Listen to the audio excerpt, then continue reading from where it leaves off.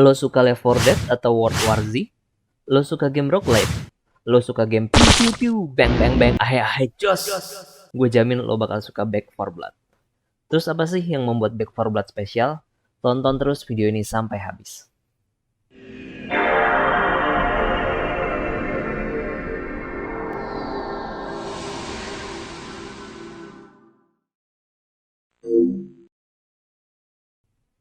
Halo guys, ini gue si Tongkol Tertawa. Gue harap lo selalu dalam keadaan sehat walafiat. Dalam kesempatan kali ini, gue ingin membahas sebuah game yang akan rilis di bulan Oktober 2021 nanti dengan nama Back 4 Blood.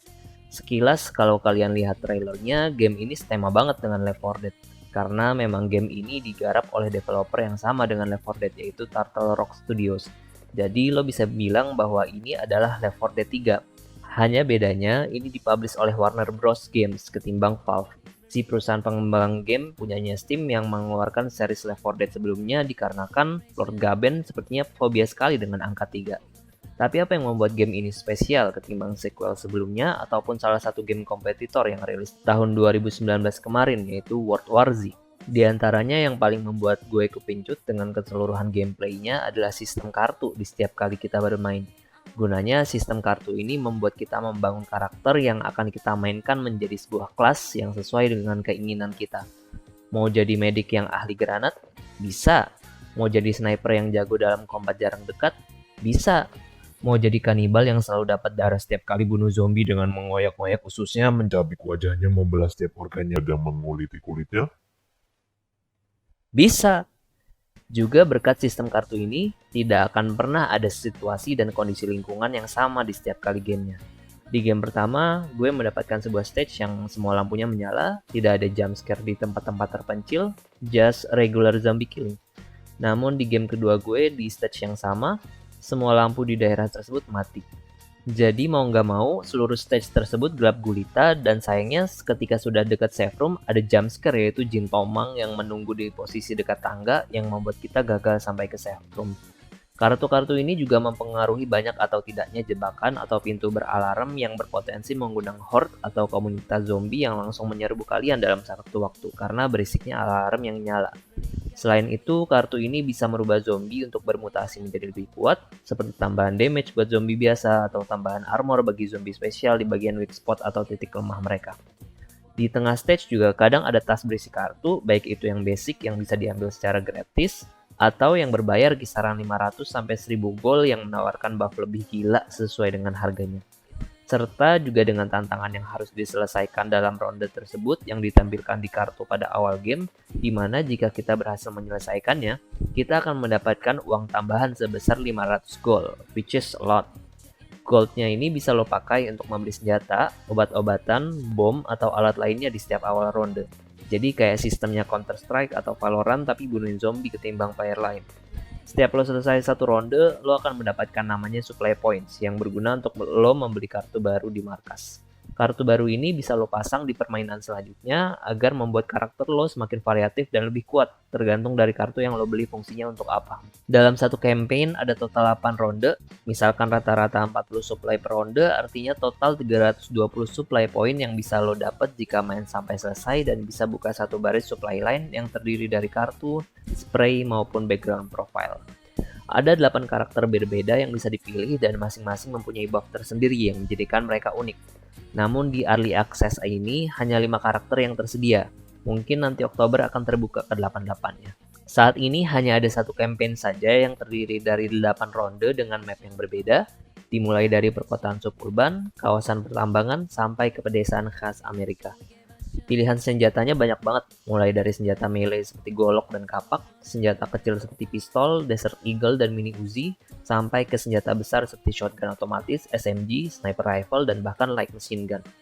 Untuk senjata jarak dekat, combatnya smooth banget, walaupun bagi gue pribadi agak-agak berguna ya ketika dipakai saat kita knock, karena saat kita knock kita hanya bisa pakai senjata di slot 2 saja, yaitu antara melee atau pistol sesuai yang kita ambil saat masih sehat.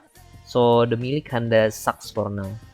Senjata yang banyak tadi pun juga nantinya akan lebih beragam lagi, mengingat nantinya akan ada senjata yang lebih bagus lagi, ditandai dengan warnanya yang jika diurutkan dari terendah yaitu putih, hijau, biru, lalu paling tinggi ungu.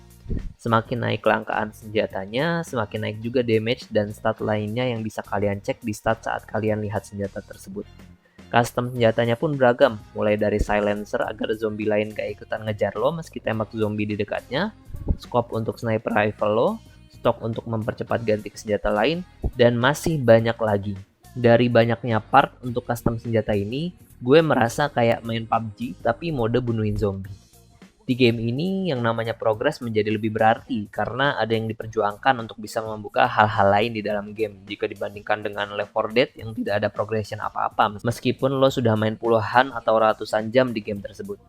Atau juga seperti World War Z yang progressionnya terbatas di kelas dan weapon saja. Untuk kosmetiknya, lo harus beli DLC mereka yang menurut gue nggak worth it untuk dibeli pada saat harganya full atau tanpa diskon.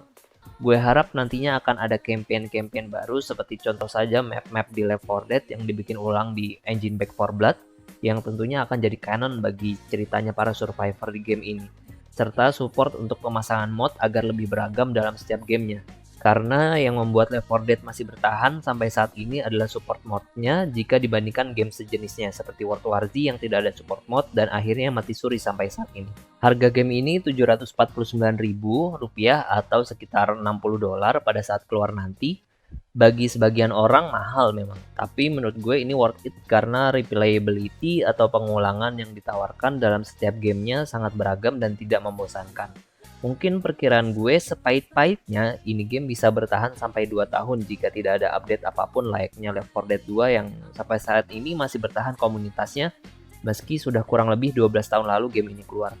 Meski masih ada bug di sana sini karena memang sesuai dengan namanya early access, sejauh ini gue mainin tidak ada bug yang begitu fatal. Hanya ada bug-bug kecil seperti beberapa zombie yang stuck di bongkahan bangunan hancur dan pintu beralarm yang bisa kita bypass dengan menghancurkannya menggunakan serangan melee. Selain campaign, juga ada mode versus di mana kalian bisa berkesempatan untuk menjadi para zombinya. Jadi konsepnya adalah 4 versus 4, masing-masing tim berkesempatan untuk jadi zombinya. Siapa yang paling lama bertahan hidup dalam satu ronde di antara kedua tim tersebut, dia yang menang. Tentunya di mode versus ini, kalian juga bisa pilih kartu yang kalian ingin mainkan di dalam ronde tersebut. Meskipun masih early access atau beta, sampai sejauh ini gue rasakan gamenya itu balance banget dan difficulty yang medium membuat gamenya merasa menantang banget dan gak bisa asal tembak tanpa ada rencana harus ngapain ke depannya. Oke, itu semua poin-poin yang ada di early access Back 4 Blood saat ini. Jika kalian yang ingin main versi betanya, kalian bisa download di Steam atau Epic Game Store secara gratis di halaman game mereka yang gue sediakan di kolom deskripsi di bawah ini.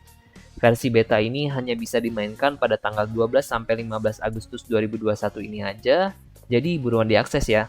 Kalau ada pertanyaan yang ingin kalian tanyakan tentang game ini, bisa banget untuk menghubungi gue via komen atau lo bisa masuk ke server Discord yang lo bisa cek juga di bagian deskripsi. Kalau lo mau main bareng gue ketika nanti gamenya sudah keluar, jangan lupa untuk subscribe channel gue dan komen di video Back 4 Blood lainnya yang nantinya akan gue buat.